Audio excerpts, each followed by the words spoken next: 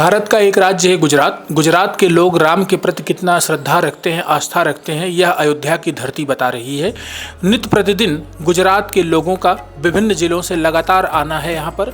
वह राम कथा और भागवत कथा का रसपान कर रहे हैं। तिलक पत्रिका चैनल पर अब तक हमने गुजरात के लगभग 200 से अधिक कथावाचक लोगों का इंटरव्यू दिखा चुके हैं, जिसमें महिला और पुरुष दोनों कथावाचक रहे हैं, जो यह दिखाते हैं कि गुजरात के लोग अपनी श्रद्धा और भक्ति राम के प्रति ज़बरदस्त तरीके से रखते हैं।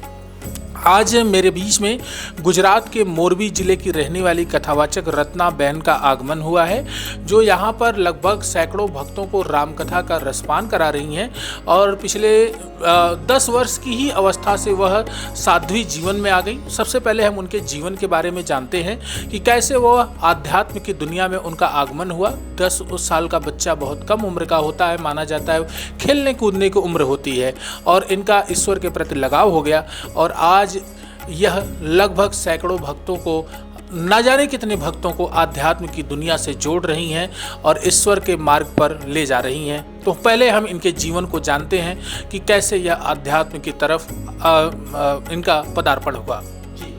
जय सिया राम। सर्वमंगल मांगल्ये शिवे सर्वार्थ साधिके शरण्ये त्र्यंबके गौरी नारायणी नमस्तुते। राम कथा शशि किरण समाना संत चकोर करही जेहि पाना। सबसे पहले तो अयोध्या जी की इस पवित्र धरती को मेरा प्रणाम, भगवान रामलला के चरणों में प्रणाम के साथ हमारे यहाँ मोरबी गुजरात से हम सब आए हैं और यहाँ राम कथा का आयोजन मिथिला सत्संग भवन में आज कथा का पहला दिन है और मैं 10 साल की उम्र से कथा करती हूँ, गुरु कृपा से और भगवती की कृपा से। और यह अयोध्या जी में ये मेरी 323वीं कथा है और कई राज्य गुजरात के कई ज़िले में कथा करते करते यहाँ पे 323वीं कथा चल रही है। 10 साल की उम्र से कथा की है, एमए तक का अभ्यास किया है और अयोध्या जी में ये तीसरी बार राम कथा का आयोजन का लाभ मुझे मिला है। सबसे पहले राम कथा आज से 10-11-12 साल पहले अयोध्या चक्रवर्ती दशरथ राजमहल श्री बिंदुगाचार्य देवेंद्र प्रसादाचार्य जी महाराज के द्वारा मुझे यहाँ पहले राम कथा का लाभ मिला था। दूसरी बार ये मिथिला सत्संग भवन में और तीसरी बार भी मिथिला सत्संग भवन में। तो अयोध्या में मेरी तीसरी कथा है और ये 323वीं कथा है।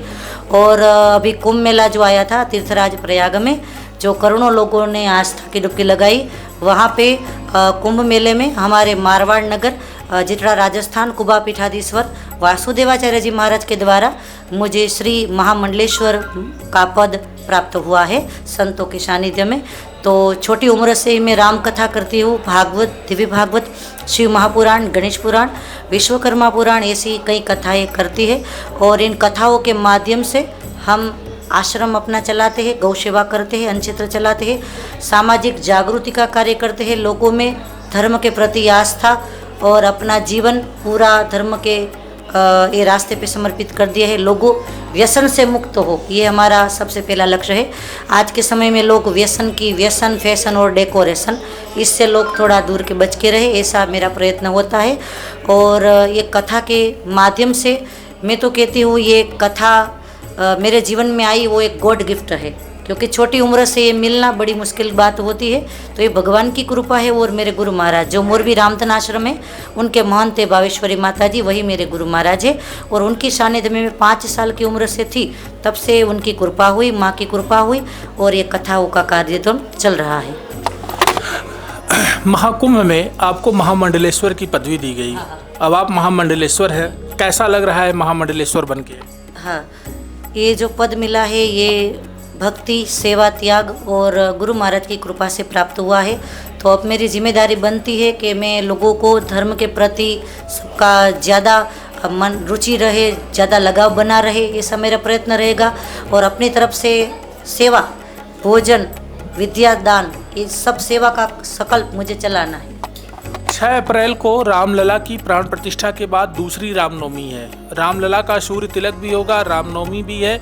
आप गुजरातियों की तरफ से क्या तैयारी रहेगी, कैसे इस बार रामनवमी मनाने की आप लोगों की योजना है?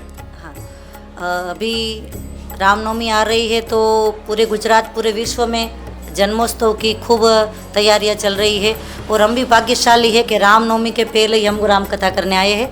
तो गुजरात में तो जैसे सब जगह राम मंदिर होता है, वहाँ पे आरती होती है, सब कीर्तन गाते हैं, प्रभात फेरी निकलती है, लोग सुबह जाके राम नाम की धुन बोलते हैं, यज्ञ करते हैं, पूजा पाठ करते हैं, दीप जलाते हैं, उत्सव मनाते हैं। ये तो राम जी का प्रागट्य महोत्सव है। तो ये अवध की भूमि में हम आए हैं तो हमको बड़ा आनंद आ रहा है।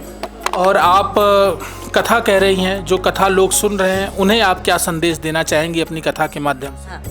हाँ, वैसे राम कथा हमें जीवन कैसे जीना चाहिए वह बताती है। एक माता को, पिता को, भाई को, सबको कैसे जीना चाहिए, अपना जीवन हम कैसे धन्य बनाए मनुष्य के रूप में, वही शिक्षा हमें राम कथा प्रदान करती है। राम कथा हमारे जीवन को धन्य बनाती है।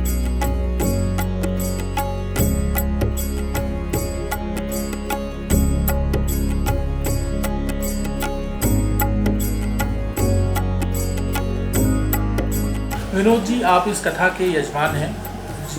यजमान बनने का कब स्वप्न आया और कैसे, अब बन करके कैसा लग रहा है? बन करके अच्छा लग रहा है।